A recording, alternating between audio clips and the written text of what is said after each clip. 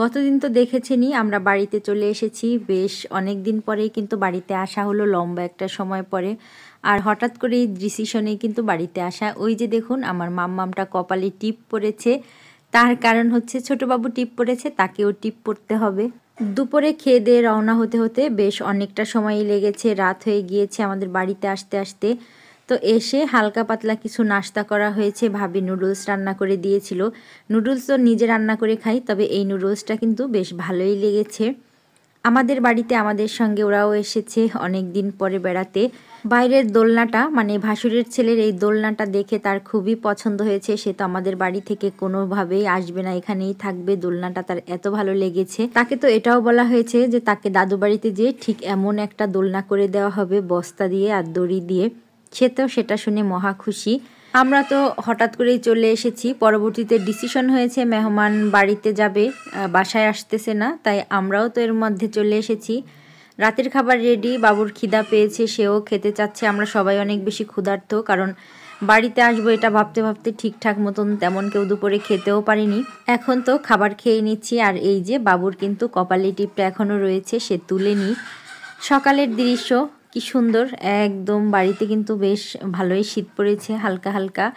আর এরই মধ্যে বাড়িতে তো মেহমান আসবে, ছোটোখাটো একটা প্যান্ডেলের আয়োজন করা হয়েছে, ডেকোরেটরের লোকও চলে এসেছে। সেই কাজগুলোই সব বাবুরা আনন্দের সঙ্গে করতেছে, বেশ ভালোই কিন্তু লাগছে। একে একে সব প্রস্তুতি শুরু হয়ে গিয়েছে। এরই মধ্যে ফ্রিজ থেকে ভাবি সব নামিয়ে নিয়েছে। এদিকে মা বসে মাছ কাটতেছে, চিংড়ি মাছগুলো একে একে। ইলিশ মাছও বালতির মধ্যে ভিজিয়ে রেখেছে, এগুলোও কাটবে। বাড়ির পরিবেশটা একটু অন্যরকম, তাই চাইলেও কিন্তু আমি এই যে দেখুন কথা বলতেছি, মোরগ ডাকছে, সেই শব্দটা কিন্তু শোনা যাচ্ছে। তো ভাবি মাছগুলো খুব সুন্দরভাবে ধুয়ে নিচ্ছে। বাড়িতে শীত থাকলেও রোদ আছে, খুব ভোরবেলায় রোদ চলে আসে। এখানে বাবুকে নিয়ে বসে আছি, সবাই সবার মতন কাজ করছে। আমি আর কি করব, শীতের মধ্যে ঘরে থাকতেও ভালো লাগে না, তাই ভাবি রান্না করতেছে, এখানেই চলে এসেছি, তার রান্না দেখছি। একে একে ভাবি কিন্তু সকাল সকালই সব রান্নাবান্না শুরু করে দিয়েছে। সকালের রান্না তো করা হয়ে গিয়েছে, মানে সকালে খাওয়ার জন্য এখনও কেউ নাস্তা খায়নি। একটু বেশি রান্না যেহেতু আর নিজেরাই রান্নাবান্না করা হচ্ছে, তাই ভাবিই কিন্তু সব রান্নাবান্না শুরু করে দিয়েছে। সকালের খাবার নামিয়ে ওই চুলাই ইলিশ মাছগুলো মা খুব সুন্দর করে ম্যারিনেট করে নিচ্ছে। দেখে মনে হচ্ছিল কাঁচাই খেয়ে নেই, এতটা লোভনীয় লাগছিল। সর্ষে ইলিশ করতেছে, এরই মধ্যে কিন্তু ভাবির চিংড়ি মাছ রান্নাও শেষ হয়ে গিয়েছে।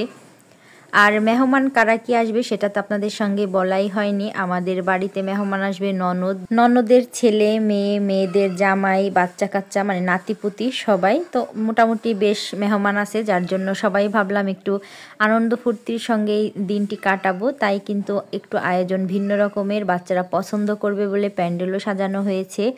ভাবি তো রান্নাঘরে রান্নাবান্না নিয়ে ব্যস্ত। আমি আর কি করব, আমি বাবুকে একটু বিছনার উপরে শুইয়ে দিয়ে অন্যান্য কাজ মানে ঘর গোছানোর কাজটা করে নিচ্ছি। সবাই যখন কাজ করে তখন কিন্তু নিজেরও একদম ফ্রি বসে থাকতে ভালো লাগে না, তাই ইচ্ছে হয় নিজেও টুকিটাকি কিছু করি। তো সেটাই আর কি।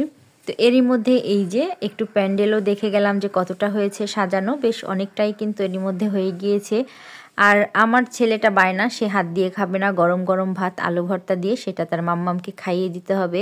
বাবাইটাকে খাবার খাওয়াতে খাওয়াতে এরই মধ্যে দেখি আবার এই যে ভাবি পাশের বাসার সে মুরগি কেটে নিচ্ছে।